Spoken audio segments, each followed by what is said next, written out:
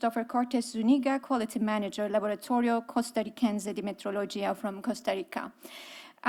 For the detailed information about our speakers, obviously, you are kindly referred to the information which is provided on the website. For the sake of an efficient session, we divided our module into two, like probably many other sessions which took place during this symposium over the last 3 days. We're first going to start with the interventions on the round one from all of the speakers, and we will try to accommodate the questions that you might have. And then, we will turn for the second round of the interventions, which is going to be a little bit more technical due to the, in fact, nature of the topic. Therefore, depending on how you feel comfortable or what your, interest area in this matter, we will try to accommodate your questions. But before I give the floor to the speakers, I'll kindly try to, make a couple of comments myself, being an academic working in the field and coming from a developing country myself, trying to see how this is important for, all of us, especially considering the trade facilitation agreement which entered into force, what are currently still some barriers which may be weighing on countries. Because as we know, the global trade is growingly embedded with value chains and also is increasingly governed by quality and standard requirements.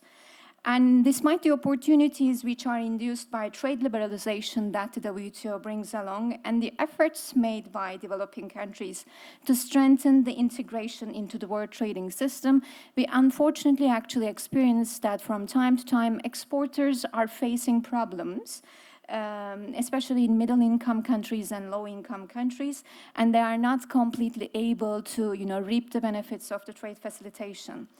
And a major reason for the reduction of tariff measures is obviously to facilitate global trade, but there is also the usage of the increased, non-tariff measures. These are, in the WTO jargon, we call obviously the TBT and SPS measures that probably former Director General, the DDG, Alejandro Jara, will kindly, mention in a minute. So we will be dealing with technical regulations, sanitary and phytosanitary measures, standards, conformity assessment procedures, and the testing which are coming along with those procedures. And we know that many products actually originating from developing countries face difficulties to meet these quality requirements by the international market. With this little introduction, I would like now to give the floor to former DDG Alejandro Jara to set us the scene for us. Thank you. Thank you very much, and thank you for the invitation. I have a feeling because of the substance of what's going to be discussed that I have very little to contribute. But since I'm an expert in generalities, I will try to raise some generalities, put things like in a context and share with you a perception, a vision of where we're coming from and where we are going. Because I think this is a very important to determine what kind of international cooperation we need in the future. And it's also very important to realize what kind of tensions we're going to have in the system and therefore how you're going to solve them, how you're going to coordinate domestic policies with international obligations and so on. Well, I'm going to draw very heavily from a vision that has been articulated by my former boss, Pascal Lamy. I will not do it in his French accent,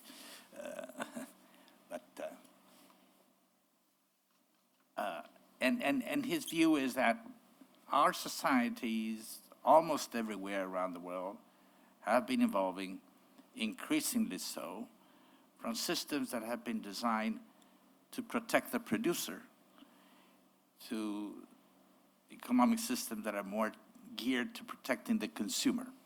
And this is an increasing trend. And you can see this manifesting itself in the kind of regulatory activity that is developed around the world, protecting the consumer even through financial matters. It can be environmental issues, it can be health, many other aspects, okay? But the central focus of attention now becomes more the consumer, the human being, its welfare, its future.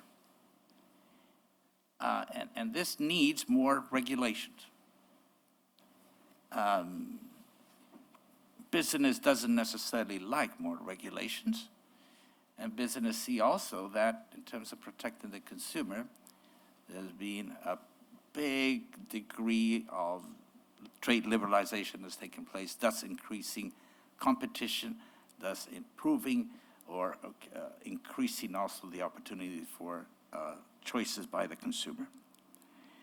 But this drive to protect more the consumer is also to do very much with that buzzword that was very difficult to deal with in trade negotiations towards the beginning of this century, the precautionary principle.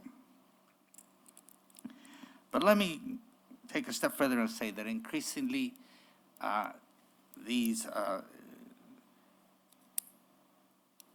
such regulatory activity, more standards, technical regulations, more measures, phytosanitary and sanitary measures, for example, they have an impact on international trade and investment. The world is much more integrated, will continue to be so. Global value chains have developed very quickly, and so on and so forth. So there is an impact, and there's no denying, and one can see what I will refer to in a minute. In the WTO, you can see a huge increase in the activity of the concerns expressed by countries when examining notifications, for example, of draft standards put up across by others. So in the WTO, as you probably know, there's wording and processes, and the wording tries to strike a balance. Governments can do whatever is necessary to protect the life and the health of animals, of plants, and of human beings. But as long as it's necessary and as long as it does not discriminate, fine. The question is if that measure is necessary, and that becomes a crucial question, very fact-intensive when challenged in the dispute settlement system of the WTO. But I think it's a good balance, because then you can really determine that the measures you're going to take is necessary and is the least trade restrictive. And both the Technical Barriers to Trade Agreement and the SPS agreement have been designed around this balance that has been struck in order to let this regulatory activity take place, creating through instruments, measures which are the least trade disruptive. There's also another option, of course, for the international community, for governments, for countries, and that is to engage in international standard setting. But that is not always possible, or not always possible to the extent that it's necessary. Mutual recognition agreements obviously help many times, but they are difficult to achieve. So in terms of looking into the future, my point here is that much more needs to be done in terms of the processes that we have in place in order to bring about better regulatory coherence and better coordination among governments in terms of allowing the regulatory activity to take place, but to take place in such a way that it will do the least harm, the least damage to the economic interest of others, be it people who trade cross-border or people who invest. One big, I would say, attempt to address this in an effective way is, or maybe was, the transatlantic negotiations for the trade partnership between the United States and the EU, because it was most importantly, be about this achieving this regulatory coherence and cooperation in terms of obviously some of these standards, setting some of these regulations are value-based. Some of them are more apparent than others, but it's very then difficult to achieve better coordination, cooperation when there's a big clash of values, and that creates huge frictions and huge problems in the trade. For example, some years ago, there was some litigation in the WTO because the European Union countries did not feel that it was possible for them to eat beef that had been brought up with hormones. It's practiced in the United States and in other countries, and even though the dispute settlement found against EU that did not have the scientific evidence, still they felt it was impossible for them to move and to comply. I can say also similar things about genetically modified organisms and others. I'm just pointing out to identify things which have huge public impact, political impact, because they're value-based, and those are very difficult to manage. So my pitch here is we have to go beyond what we have today in order to create processes and to allow these frictions to be handled before they are applied, and to be handled in the most efficient way with good impact assessment, good risk assessment, and to allow countries to move into establishing methodologies for their risk assessments which are acceptable in one country as in the other as well, so that whatever the results of the preparation for regulatory activity, these will be deemed to be acceptable, understandable by their trading partners, and thus it will greatly reduce the risk of tensions and frictions in the system, and allow the regulatory then activity to take place in this world, I repeat, that is moving more and more to protect the consumer. Thanks. Thank you very much, Alejandro. This gave us a nice overview of what has been tried to do so far in the WTO in relation to the standards, whether they are SPS standards, technical standards. But I understand you take the view that more should be done in the future, more cooperation is needed, and obviously this has to be done in a way to have the good impact assessment so that, we don't have unnecessary trade obstacles in trade. By the way, my apologies. We have yet another important speaker who is joining us behind me on the screen. So we have Mr. Andrei Mikhnev.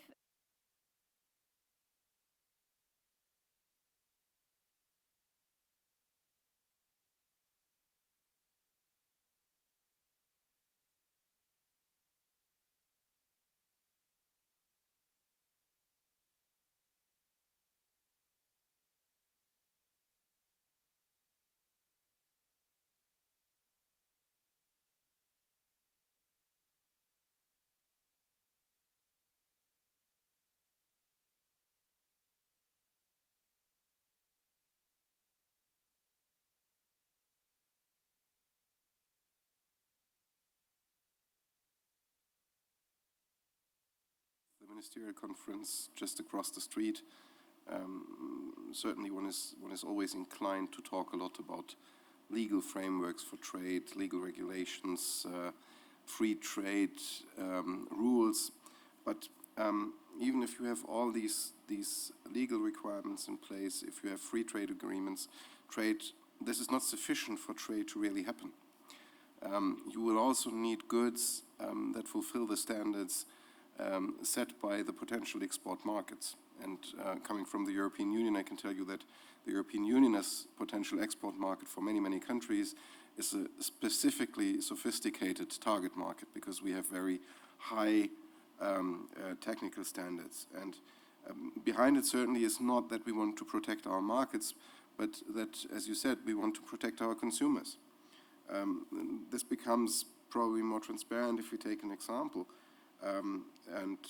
That's if you look into the contamination of nuts and grains by aflatoxins, where in order to export to the EU market, the farmers will have to demonstrate that their product is not contaminated by these carcinogen substances, so we protect our consumers. But as a development cooperation person, it is my target and what I would like to see happen, that we do not just have these standards and these barriers, but that we also support our partner countries in overcoming them and in living up to the standards that we have set. And Germany is in a very privileged position to have a meteorological institute that has a very long-standing experience of enabling our partner countries and building meteorological institutions there, and also assisting especially the smallholders, those who are a bit further away from the large hubs where the laboratories are and everything, to meet these requirements. So we need quality management in storage, in measurements to control humidity, and there's also laboratory testing, as I mentioned, which is needed if I come back to the example of the aflatoxins, to demonstrate that the levels are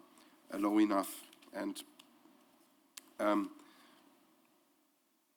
well, especially the aflatoxins, besides being a major threat for the health of local consumers, they are causing Africa to lose more than $750 million annually if you take the figures of the World Bank in export earnings. So this concerns major staples, particularly maize and groundnuts, which are very often contaminated by the aflatoxins. And the exports of agricultural commodities, in particular peanuts, from Africa has declined by as much as 20% over the past 2 decades. The commodities are rejected after failing to meet the European Union's market regulations. And with temperatures rising due to climate change, we're expecting this problem to even intensify, and this will become even more challenging. So what we try is to provide the capacities to control the humidity of the crops, which will then help keeping the aflatoxin levels low enough for them to be able to export. Another example is sustainability standards. More and more of our consumers at home demand products that are not just high quality, but that are also produced in a socially as well as environmentally sustainable way. You might recall some 5-6 years ago we had the catastrophe in Rana Plaza in Bangladesh, where a factory building collapsed and more than 1,000 people died. And this is certainly something, well, if you try to sell T-shirts for €1 in Germany, there's no money for standards, there's no money for protection from catastrophes like this to happen, and there's also no money for paying living wages to those people employed in these factories. So if the great promise that trade is the promise of wealth and well-being shall be lived up to, and if this promise shall become reality for larger parts of the population in the countries that are more and more involved in the global supply chains, the developing countries, you also need these, especially these social standards that people really do benefit. Also the ecological standards, because even if you have a living wage and even if economically you're doing well, if you're poisoned by the waste that runs out of the factory where you're working in, if you have a pollution level in the air, which is like in some Asian cities actually today, which is so disastrous that people are suffering from respiratory illnesses, then again you have a problem. So these are the things we're working on. I could mention the Better Cotton Initiative. I could mention our Garments Alliance. We have many things where we're working, the cocoa projects, coffee projects, where we are working not just on technical standards, but also on ecologically and socially sustainable supply chains, because all these things are building blocks of market integration of developing countries. Thank you very much, Mr. Ziller. Actually, you mentioned, I don't know whether you know the background, but we have a problem in Turkey. So this aflatoxin and nut issue is very dear to my heart because Turkey, derives itself from being a very good nut producer. But I know for a fact, and I'm sure you know better than me, that we were not able to sell our nuts to European, countries, probably mainly to Germany. Now I understand why and how to solve this problem. So I guess, we will have even further questions afterwards. I would like now to give the floor to our distinguished, speaker from the World Bank, Mr. Andrei Mikhnev. And we would like to hear from Mr. Mikhnev on the key lessons from World Bank programs on quality infrastructure, as well as the key issues in quality infrastructure going forward with a vision towards the outlook. Mr. Mikhnev, can you hear me? Yes, I can hear you very well.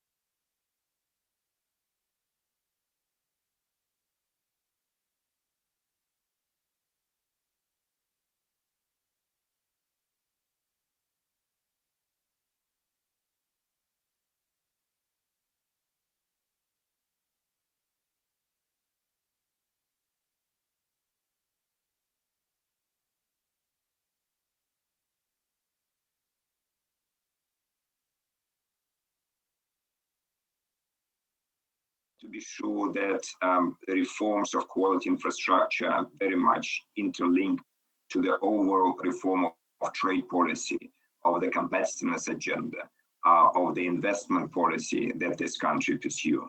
It's not possible to consider quality infrastructure as a separate subject or topic outside of other items that we need to consider how to ensure that the quality infrastructure is part of that.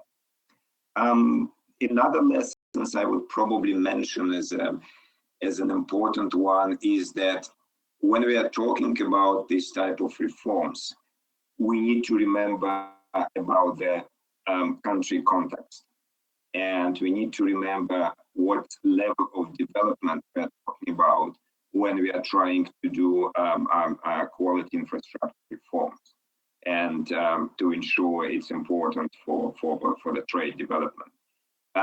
We cannot just come with one solution fits all to all countries and just probably make quality infrastructure within one day the best possible using the best international standards. It's not happening over the day. The quality infrastructure needs to be built for quite a long time, but it needs to be tailored to the context of the country.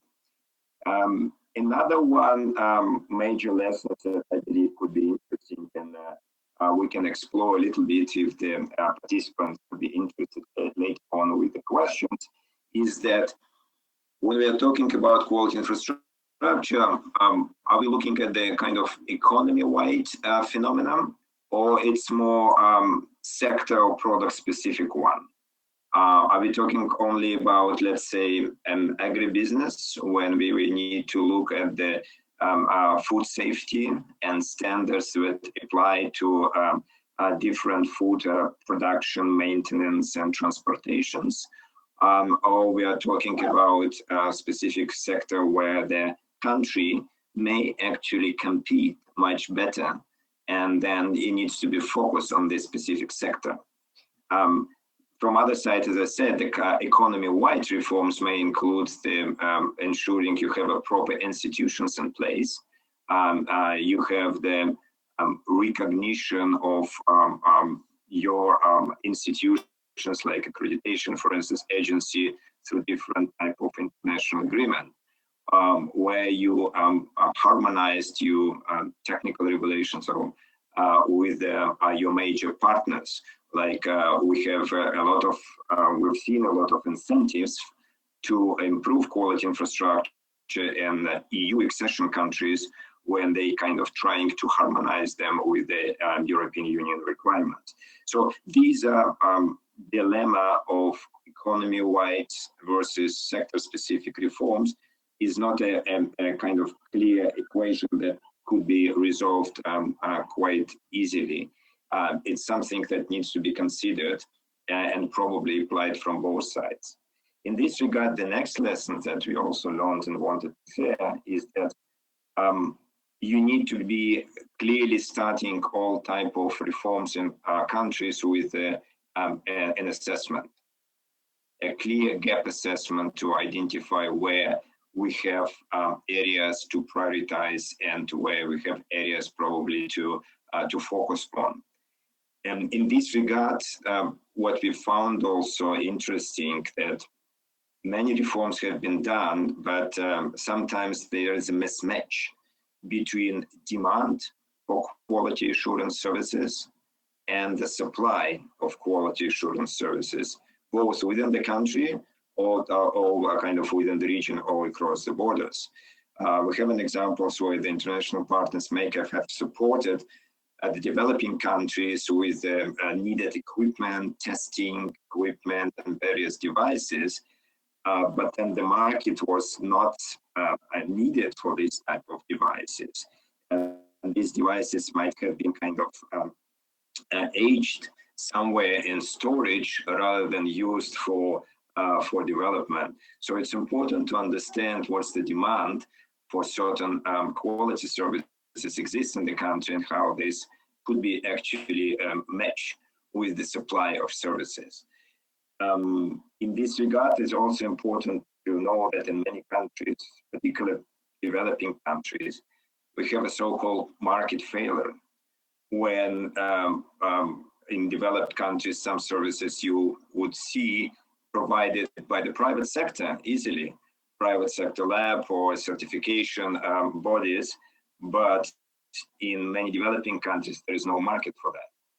So, and we saw that there is a push to outsource everything to the private sector from one side, which is probably the right way to do, but without analysis of where the private sector will pick up this provision of quality services, it was also a failure.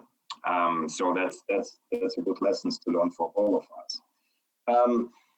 There are probably a couple of other lessons, and I will stop, and if we can have further discussion, I can elaborate, is that when we see it's the role of the standards, the role of the quality infrastructure in international trade, and particularly, we need to be sure that we get the inputs from different stakeholders within the country as well as outside of the country. Big multinational companies are becoming a very, very important players in these regards because they've been pioneering and applying a lot of industry standards. And for the domestic companies, especially SMEs in developing countries, to adhere to these standards from multinational organizations and to enter the global value chain with them, they need to upgrade the quality of their production or upgrade the quality of services that they make an offer to this international organization. So we really see benefits of big investments, which can bring not only money to the country, but opportunity for domestic business to be part of the global value chain. So from other side, somebody's already mentioned that we have consumers as important stakeholders. And that's true, because in the end, this is what we are really talking about. We are talking about safety, we are talking about something that the consumer might clearly understand, something that will work based on the quality of products they are acquiring. So stakeholders are different, but they're important in consideration, and they need to be taken into consideration when you are planning any reforms agenda or within the countries or between the countries. Let me probably stop here. I just dropped a number of lessons we learned, and but we'll be happy to elaborate further. And probably later on, I will pick up on the questions on what's really next in the agenda on quality infrastructure reform from our side. Thank you. Thank you very much, Mr. Mikhnev. We perfectly heard you, and we'll probably have many questions for you.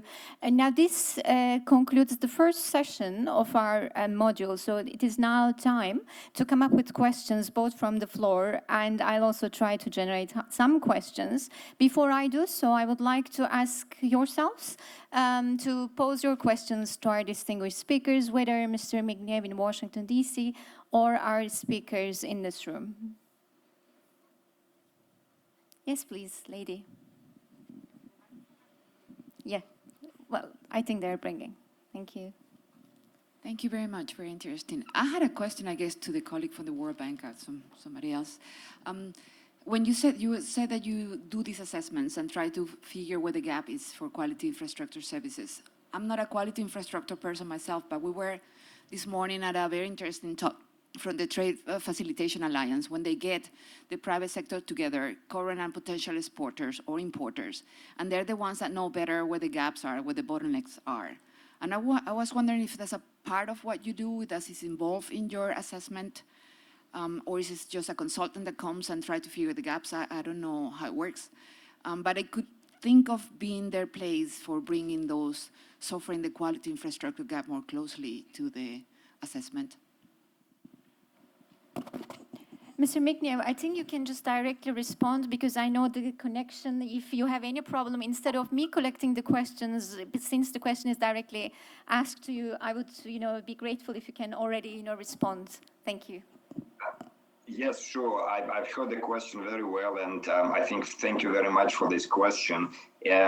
It's really the assessment is quite a big endeavor that we are doing. And of course, we are trying to use this assessment inputs from different stakeholders. So it's not just kind of playing with figures and do an analysis somewhere in the closed offices.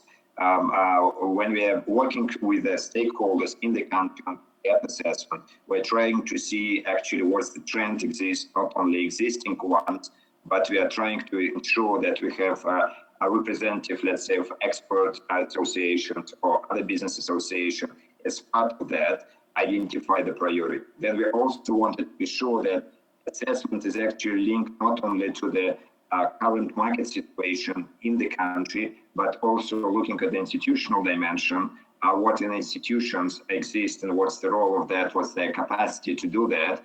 And also we wanted to be sure that we're bringing into this equation the existing international trade agreement and the role of the partners, and how these partners will actually inform the priority for the reforms.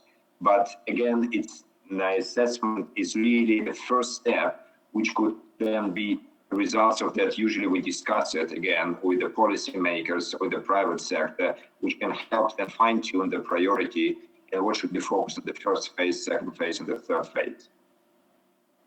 I hope I answered your question. Thank you. Please, Judith. Thank you.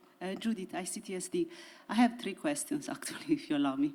The first one is, with regard to the G90 proposal on special and differential treatment, there are specific proposals on SPS and TBT, including the request to be consulted before new standards or regulations are put in place by developed countries, the request for longer compliance periods, the request for technical assistance, and even compensation in case the export industry is affected. So I just wanted to hear your take, whether you think this is the best way to address their concerns, and in particular from Mr. Jara, given that you don't wear a WTO hat anymore, whether you think this is even a starter for discussions. And the second question, and the third one are specifically for Mr. Ziller. You referred to sustainability standards. I think most of us, when we think of sustainability standards, we think of it as a niche market for producers to be able to gain some higher profit margins and a price premium, basically, for higher quality products or sustainable products. Do you see, in particular in Germany or in the European market in general, a direction where actual sustainability standards are becoming de facto mandatory? In other words, where producers from developing countries have to be ready to the fact that these standards may become mandatory if they want to access European markets. And the other question is, I've been working in Africa for the past 10 years, and everyone is now discussing about regional value chains and regional market in order to promote economic transformation. And one of the arguments that is often put forward is that standards are less stringent in the regional market. So the manufacturing companies may find it easier to export in the regional market compared to the European market. Do you think this is a valid rationale to develop regional value chains, or do you think countries should just aim to meet the higher international standards? And does Germany have a strategy in terms of supporting regional value chains and regional integration, or is it mainly looking at Europe as a final market? Thank you. Thank you, Judith. Since we're collecting the questions, I was wondering whether there are any questions coming from the floor.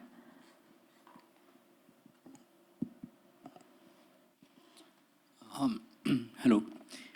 My question is, in this case, considering that most standards are voluntary and they are private, the question is if homologation of best practices is being part of further analysis in order to be included at the policy level.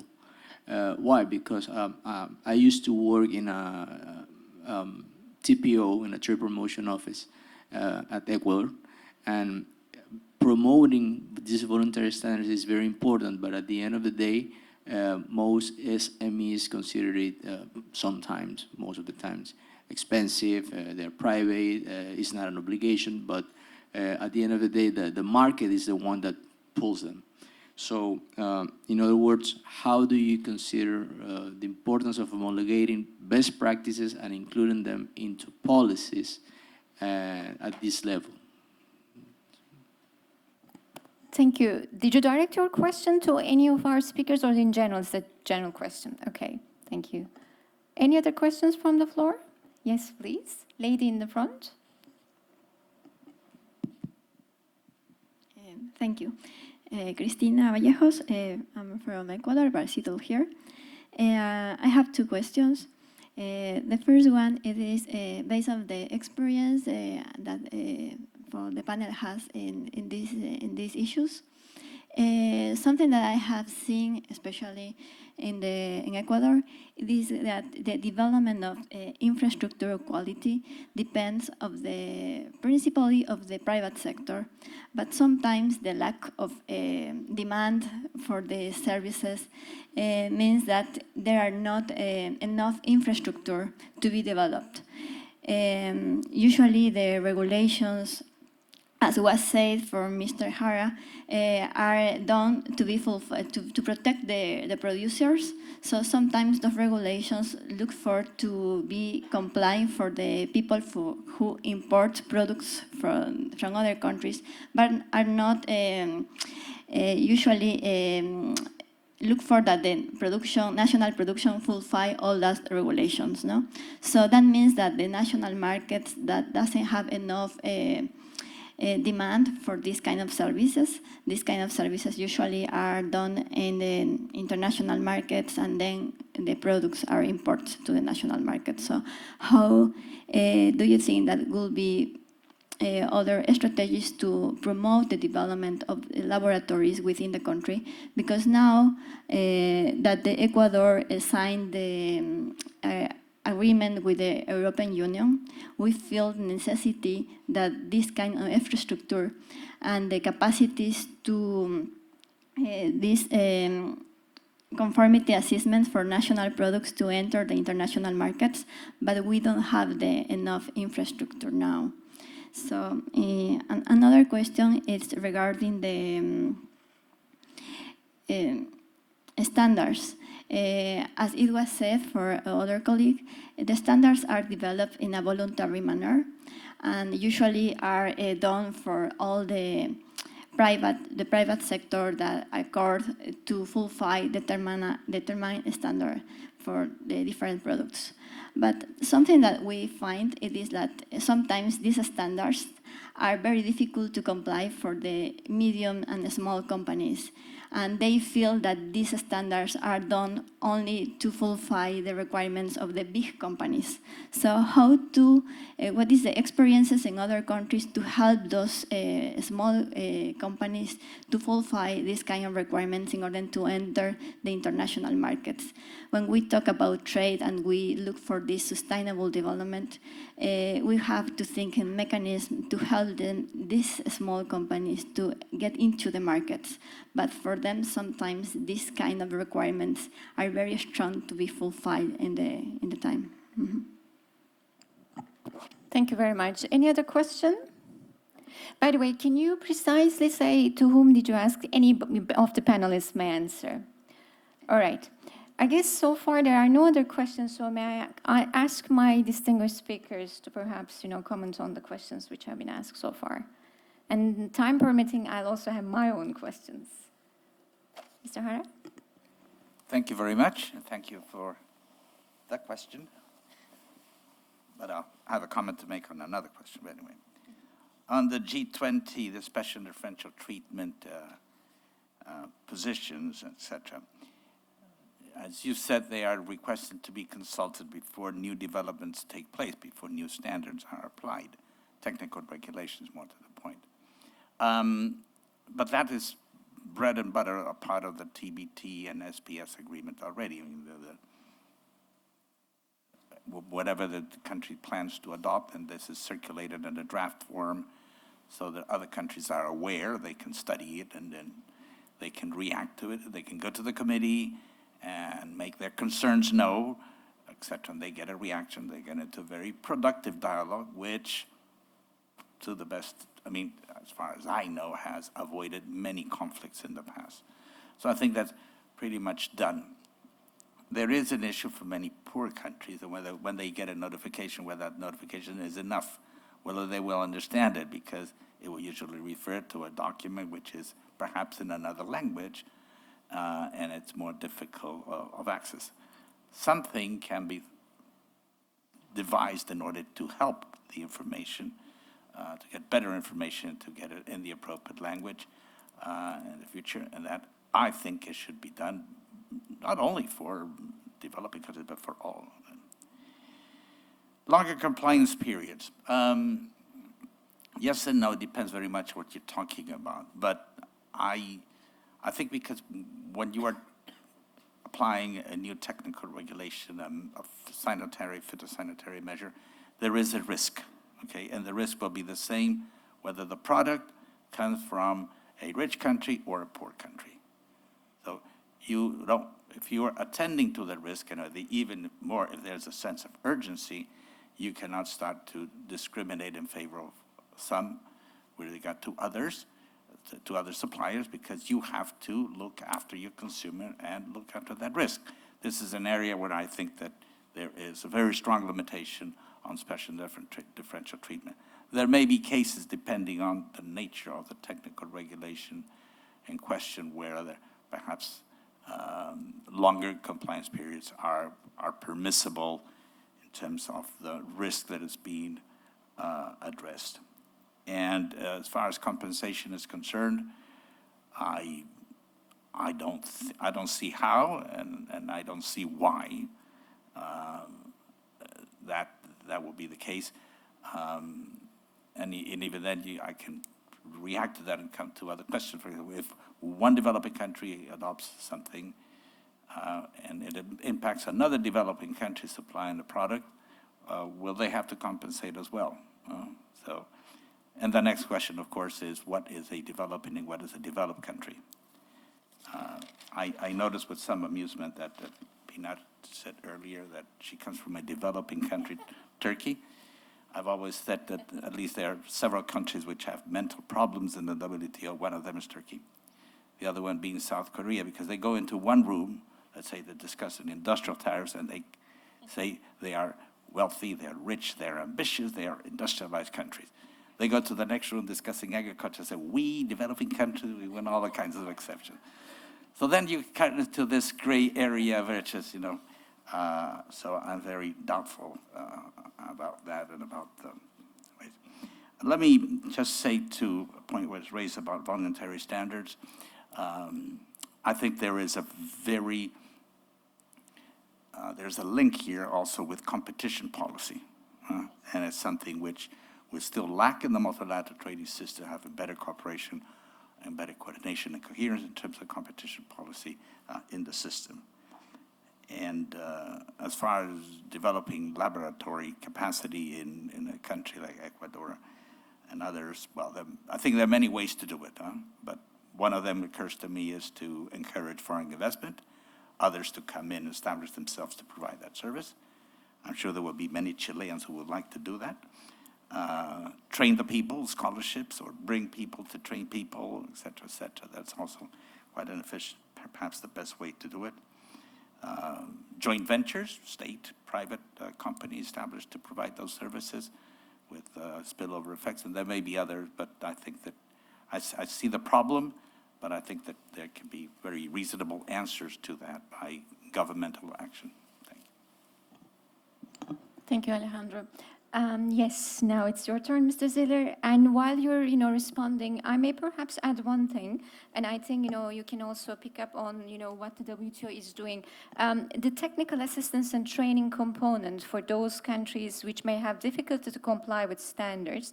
And you mentioned yourself that the European Union has high standards because that's what your consumer wants. Therefore, how can we help out? What does the EU do together with the World Trade Organization or the World Bank in order to, increase the capacity of, developing countries, be in Africa, Asia, or elsewhere? Thank you. I try to do that one as well, yeah. Concerning the waivers and other things when we introduce new standards, I mean, imagine we discover that a certain substance is toxic, that people might die if they eat, let's stay with nuts that contain this substance. Then it goes without saying that in order to protect our consumers, we have to prevent these nuts from being imported into our markets and being sold to our end customers. And frankly, I also couldn't see why we should pay compensation for that. Second thing, to the regional markets, yes, I always wonder why just 13% of the exports of the African countries go to other African countries. I mean, you might say that Africa has about 13% of the global purchase power, so it's just normal that they sell 13% of their goods to other African countries. But still, you would expect an overproportional amount of exchange with your neighbors. And this doesn't happen. Therefore, it's part of our German and European development cooperation policy to support these African countries and certainly other countries in other regions of the world to create regional free trade zones at the first step.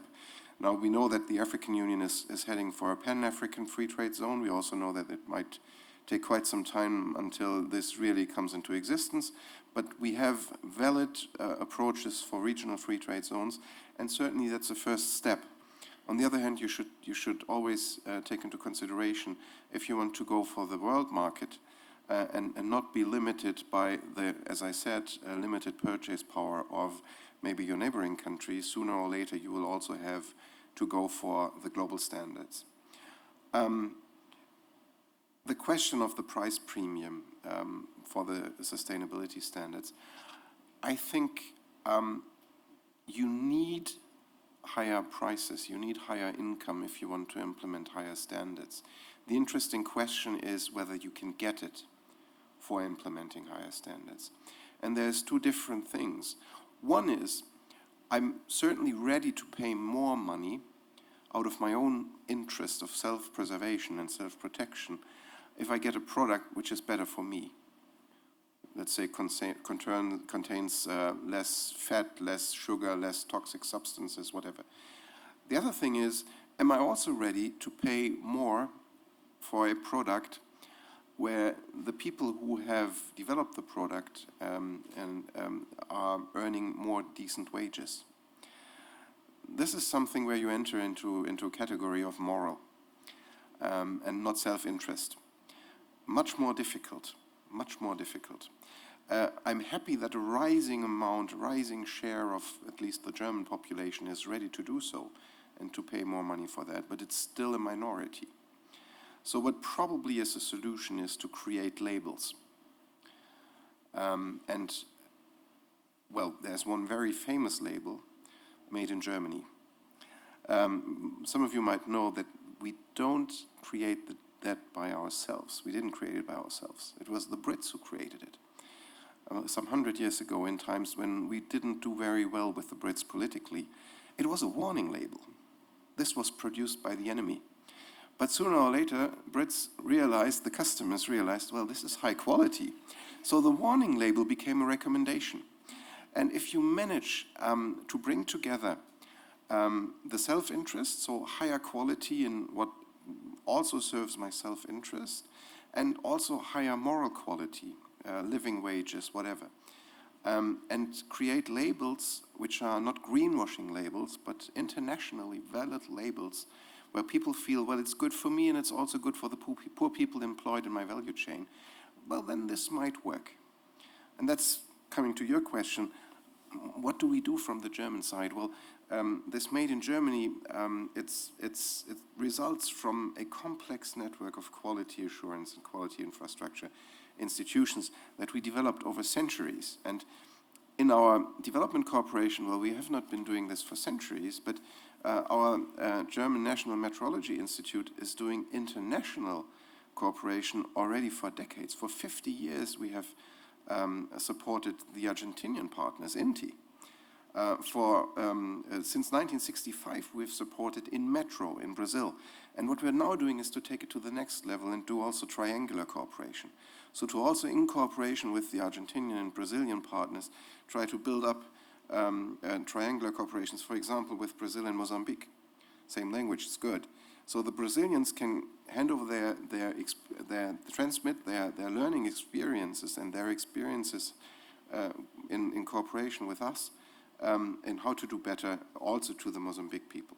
And I think that's important to make the step, to scale up, to make the next step from small bilateral projects to more global projects to more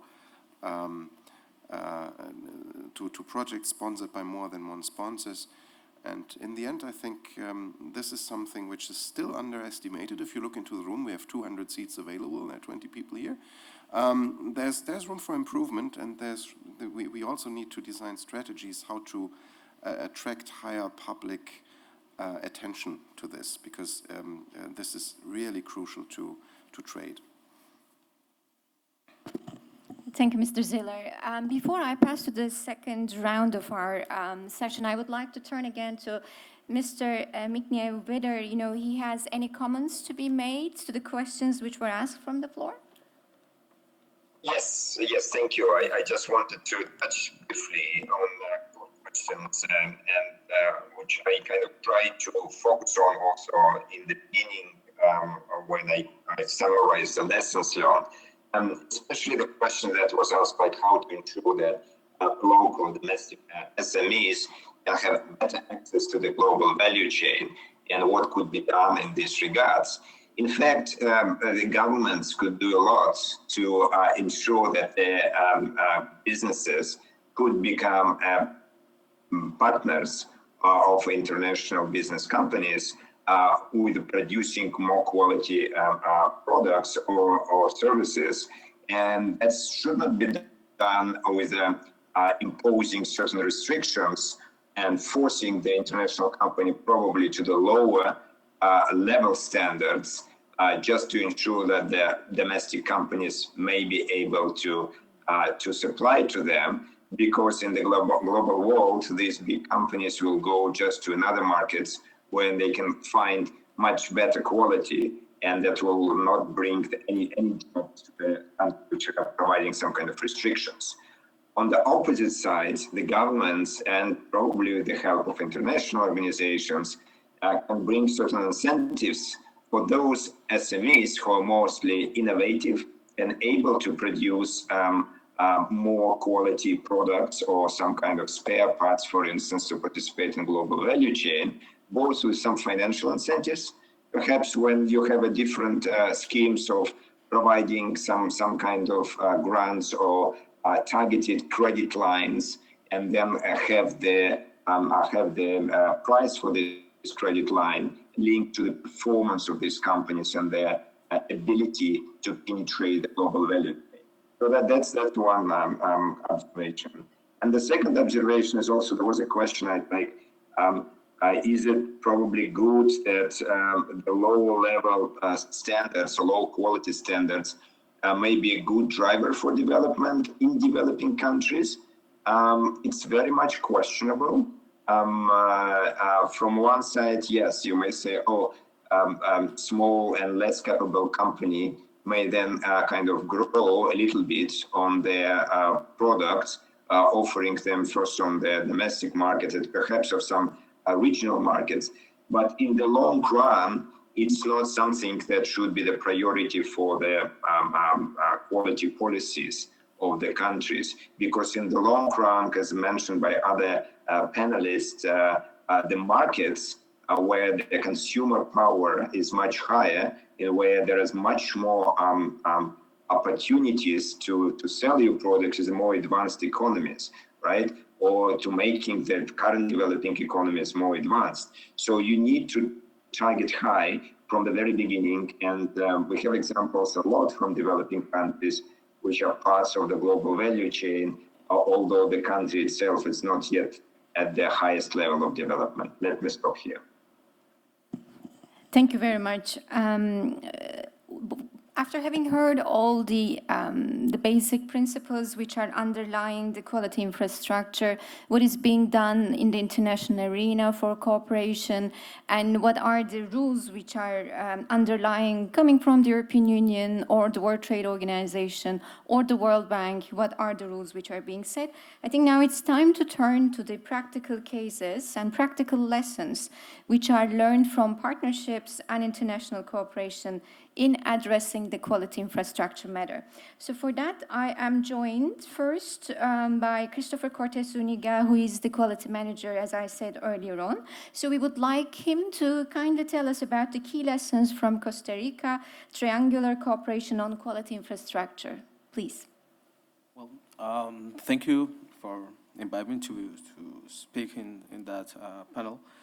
I would like to talk about some lessons that Costa Rica as a country learned based on a problem on 2008, because the European Union sent a mission to Costa Rica to evaluate the control of system in the production of fishery and aquaculture, especially shrimp and tilapia skin, intended to export to the European Union.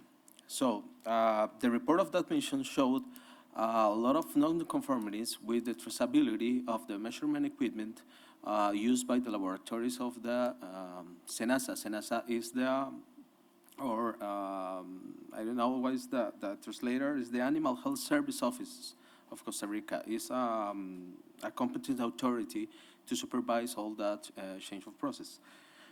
And the institution of the quality infrastructure with the SENASA have a lack of coordination between them. So to resolve these findings,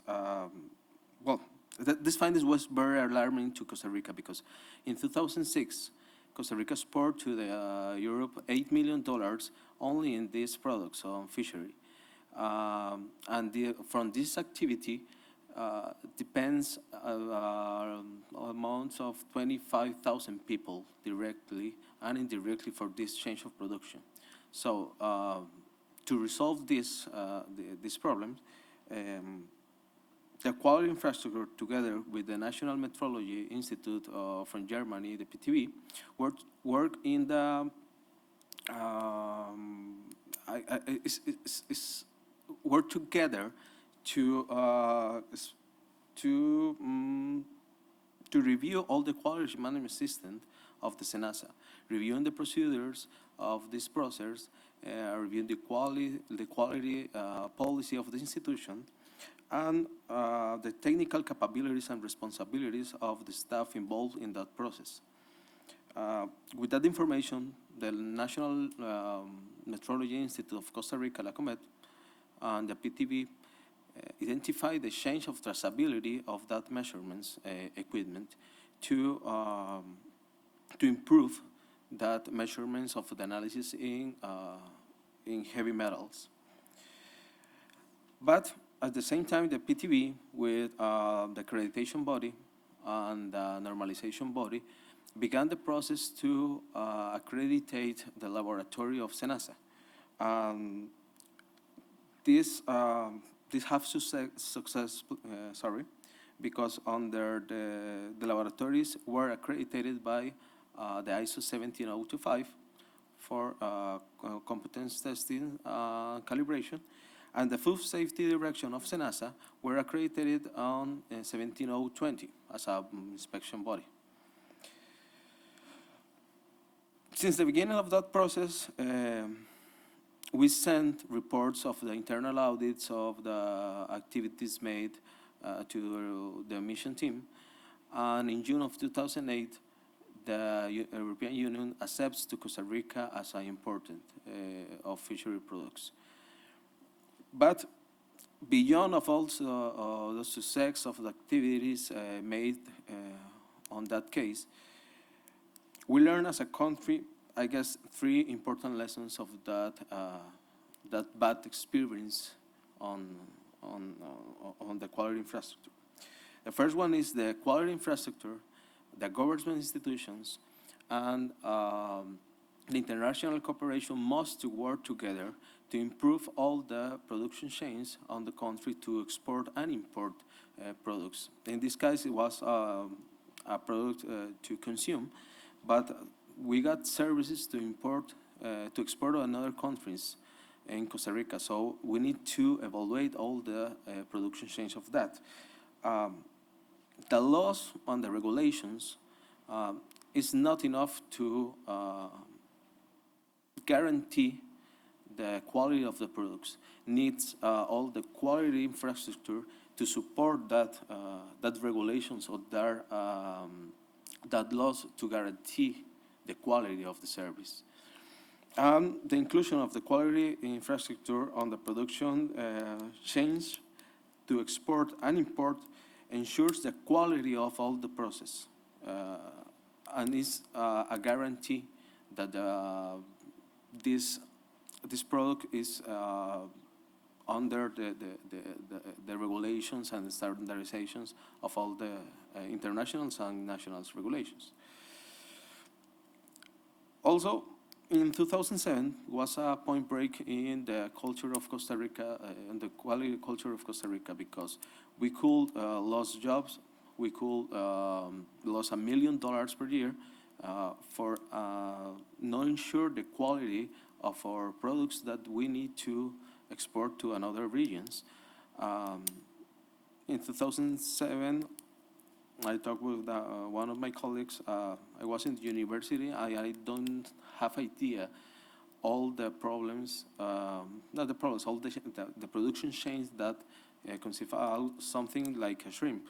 I only saw in the restaurants, and I don't have idea what is the process to give to my dish one shrimp.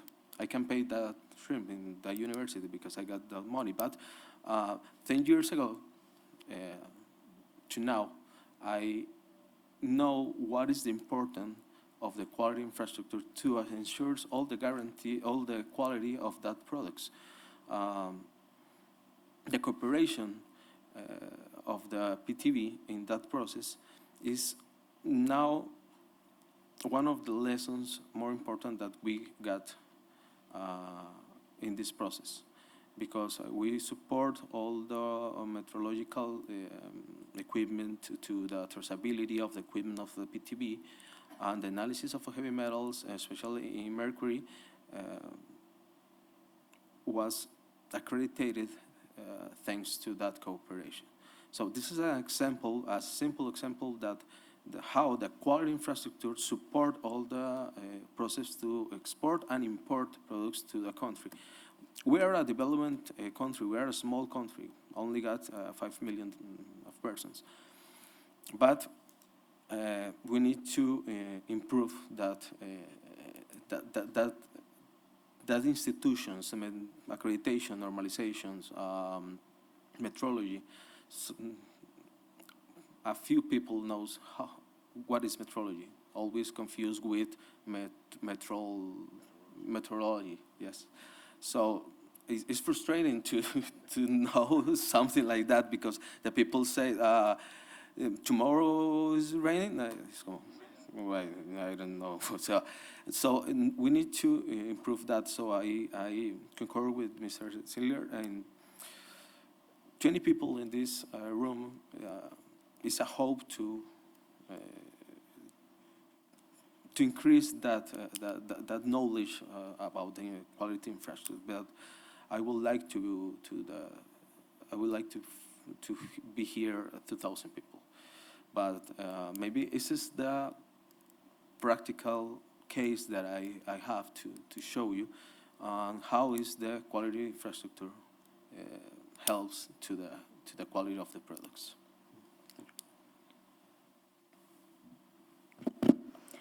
Thank you very much, Christopher, for telling us about your experience in Costa Rica, the importance about the quality infrastructure, with, real concrete examples from your work and experience over the last years. Now, I would like to turn to Mr. Héctor Laiz to tell us about the key lessons from Argentina, triangular cooperation on quality infrastructure. Thank you. Thank you for your introduction. Yes, as Dominik mentioned, we began the international cooperation in, let's say, quality infrastructure in Argentina 50 years ago with the first agreement with PTV.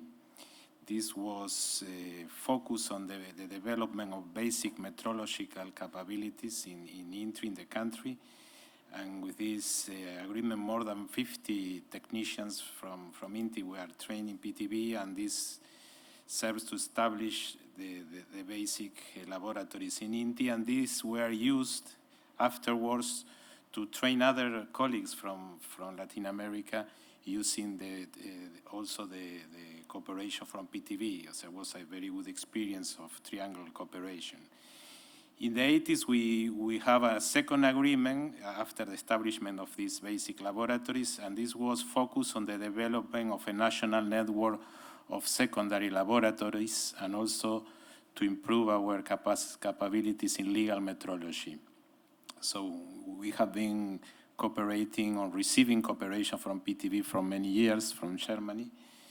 And when the concept of quality infrastructure as the Metrology Institute, the accreditation body, and the standardization body working together grew in the 90s, we have another cooperation agreement that was focused on the development of the national quality system.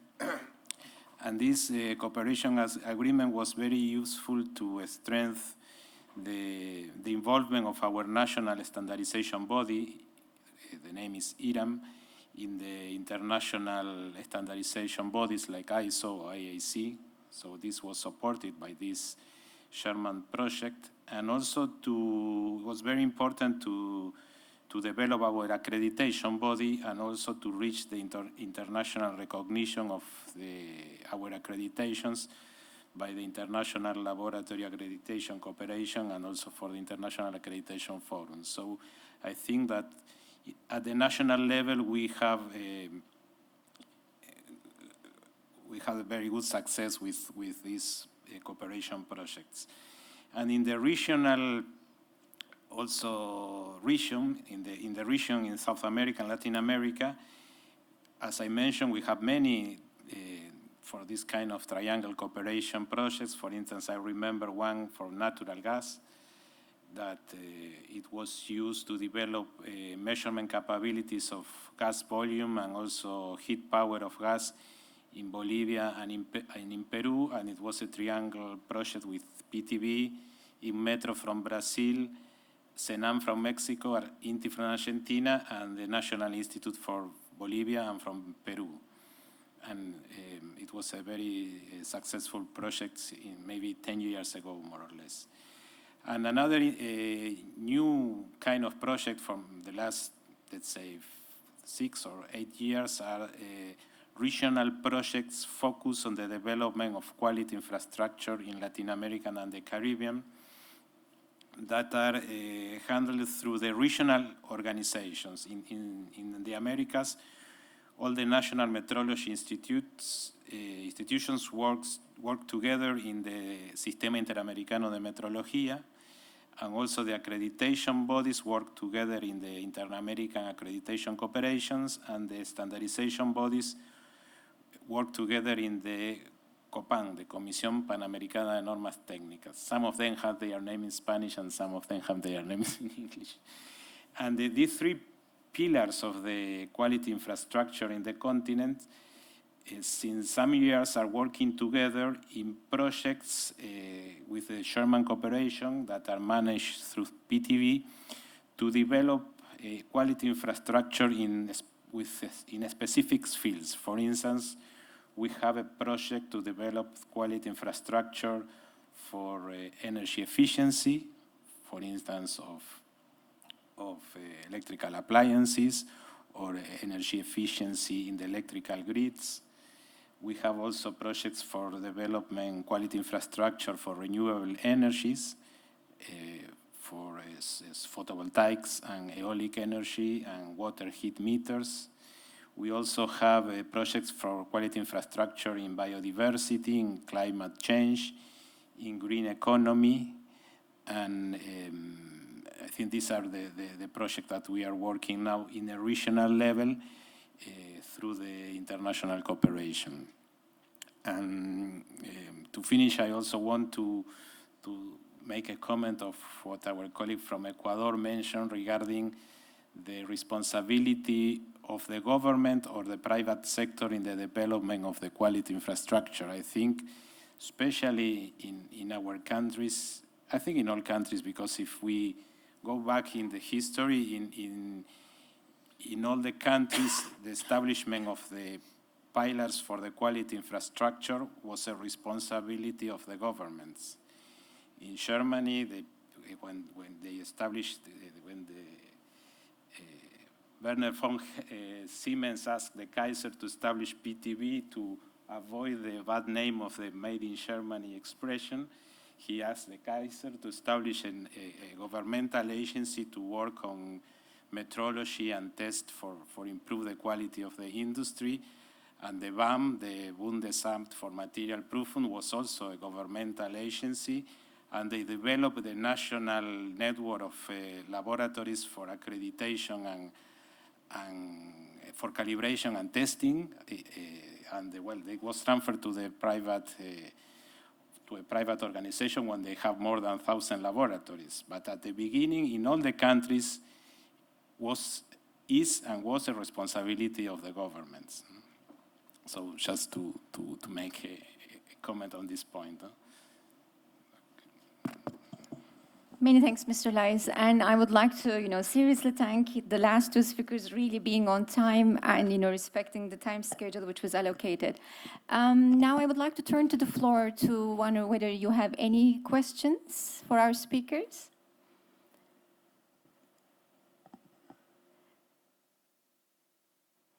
If not, I think I will ask a question for both of our speakers. What are the challenges ahead? We perfectly understood. You wonderfully, explained what are the experiences so far in Latin America, whether it's Costa Rica or Argentina, and I can see that it's a wonderful development that the region in itself, countries, are trying to help out each other through the triangular cooperation. But what are the shortcomings, and what kind of need do you help to overcome these shortcomings? What are the challenges that you see in front of you? Okay. Well, I have two hats also because I am the responsibility of metrology and quality in INTI, the National Institute in Argentina, and now I also the president of the Inter-American Metrology System. So in the regional level, we have one challenge that we have in our region is that we have big differences in the development of quality infrastructure and standardization, regulation, and laboratories in our countries. So when we look at the region, I think this is one of the main challenges to try to improve and to balance the capabilities in different countries. And speaking for a more general view, the challenges are coming for the new technologies or the new economies that we are facing. For instance, as I mentioned, with renewable energies, we have to establish the quality infrastructure to assess these new equipments, or now with the digitalization, as we mentioned before, or in the previous panel that I took part today, it's also bringing new challenge to the quality infrastructure because, for instance, in measuring instruments, now the digitalization, the capability of being connected to the internet and this kind of new technologies are a new challenge for evaluating or assessing the fulfillment of the standards. No? So these are, I think, the new challenge that we have from our side. Thank you very much. And what about Costa Rica? I guess we got in Costa Rica one important challenge to do is that the people knows who you are. So knows what is metrology, knows what is normalization, knows what is accreditation, and knows what is technical regulations. Because if the people don't know what is that, the people don't have any knowledge about the products that they consume. We got one project named Metron. It's a project to attend the small companies. We made advice to how to make the calibration of that equipment, how to implement standards like 17025 in the small companies. So we need to start with that companies to make huge the quality infrastructure on Costa Rica. So I guess this is our challenge for, I guess, 2 years for now. Thank you very much. I guess Mr. Laiz would like to add a couple of things. I'd like to mention another example that it was mentioned the subject before. We are now working in a global cooperation project to improve the quality infrastructure to measure mycotoxins and aflatoxins. No? In this project that is also PTV is involved, and PTV is supporting also some of the participation of some countries. We are working together Argentina, Uruguay, Brazil, Turkey, South Africa, I think China, Germany, and the project is being cooperated by the International Bureau of Weight and Measurements, and the aim is to develop measurement capabilities to assess the presence of this kind of toxins in cereals, no? and food stuff. So this is another kind of a good example of how international cooperation can help to improve the trade of goods among the countries, because these are some countries that for what the exports of this kind of food is very important, no? Like ours, like Argentina. Thank you very much. After having heard of the stories in relation to Latin America, may I perhaps ask again to Mr. Ziller and Mr. Mikhnev about what is being done for African countries? Because I guess this is another continent where we increasingly need assistance to raise the capacity of companies and all of the entities which are involved in international trade in relation to quality infrastructure and the measurement capacities. Mr. Mikhnev, perhaps, in relation to what the World Bank is doing over there? Yes, definitely. I'm happy to share with you. For some of you who would like to know more a little bit, there's definitely on our website, there is information on different projects. But particularly in Sub-Saharan Africa, I think we've been providing a lot of financial support to countries to build basic infrastructure, quality infrastructure, and also focusing on institutional building, like support for the capacity for the National Standards Board, or some other QI institutions like accreditation agency and other agencies. So this institutional building and providing support for acquiring needed equipment, needed devices for the supply of quality assurance services was the key things that we've been doing in Sub-Saharan Africa. I wanted to say that all this assistance was really part of our broader program to enhance trade opportunities for African countries, and just to ensure that the local producers could have better access to this market. So all this project or partnerships are part of the broader development agenda. The World Bank Board of Directors most recently approved a project, it's actually this year, for Ethiopia, for instance, when the focus is on certain key strategic sectors, and to ensure that a quality infrastructure is in place in Ethiopia to enable better access for these exporters of some sectors like leather and other to the more advanced market. So that's what has been done and is going to be done in Sub-Saharan Africa in particular, but the work we're also doing in other countries. So to ensure that we are not fragmented also, we are doing a lot of work now on summarizing the reforms tools that we use with other partners globally. And next year, 2018, everybody should expect a publication that we are going to issue. It's called the Quality Infrastructure Reform Toolkit, which we are jointly developing with the German PTB, with their input and also inputs from UNIDO.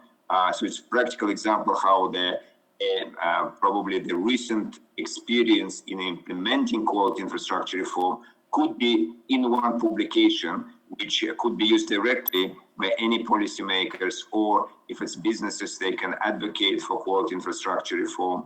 And it will include assessment stage, it will include the assessment of demand and supply, improvements in metrology and standardization, accreditations, conformity assessment, market surveillance, and other elements of quality infrastructure. So please stay tuned, and next year this publication will be publicly available. Thank you very much, Mr. Mikhnev. So we look forward to, see the copy of the, World Infrastructure Reform Toolkit, as soon as possible. Can I just, for 2 minutes, briefly take from Mr. Ziller what Germany and, in general, the European Union is doing in Africa to help out those countries who are willing to export towards the European Union and Germany? Yeah, I can't speak for the whole of the European Union, but my ministry, we are very much focused on Africa due also to the enormous influx of refugees we're getting from Africa. So we're trying to do everything we can to stabilize the African continent, and to give perspectives to people at home. And one thing where we've massively invested is food security, nutrition, but also in general rural development, which also comprises the export of agricultural goods. And one basic problem that we're facing there is that the average rural producer is far away from the quality infrastructure institutions. So we think that digitalization has the potential to act catalytically here, so that quality infrastructure service provision via the Internet of Things could help it in the future to get quality infrastructure services closer to where they are needed. Another thing I'd like to mention, although it's not just quality infrastructure, in Kenya, we are, together with IBM, we are testing applications where we equip farms with water tank sensors, soil moisture sensors, and sensors to monitor plant health. So you put that into a cloud-based data center, and that helps to analyze the collective data and helps farmers to implement immediate and necessary measures on their farms. So you get higher yields, lower farming costs, and therefore you get more goods to export and better prices. So all these things, very small examples for it can be done in Africa, and how we can specifically foster Africa. It's a, well, very, very complicated thing. But we're learning by doing, and we're getting better year by year. That's 2 minutes. I'll stop here. Thank you very much. So ladies and gentlemen, at this module, at this session of the Trade and Sustainable Development Symposium, we try to frame the strategic issues for quality infrastructure in international trade and sustainable development in the first part of the session, and in the second part, we try to learn the practical lessons from partnerships and international cooperation in addressing the quality infrastructure challenge. Coming to the end, I would like to kindly invite you to give a round of applause to our distinguished speakers, and hope to see you again in another event.